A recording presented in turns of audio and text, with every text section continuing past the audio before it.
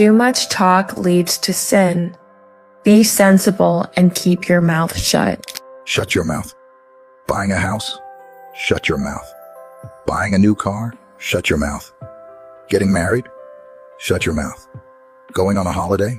Shut your mouth. Going to do a course? Shut your mouth. Got promoted? Shut your mouth. 99% of the time, the reason that our dreams don't come true when they are supposed to is because we open our mouths too soon to the wrong people at the wrong time.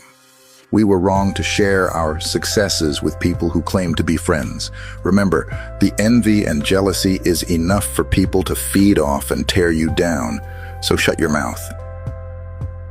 The majority of your friends want to see you do well, but never better than them.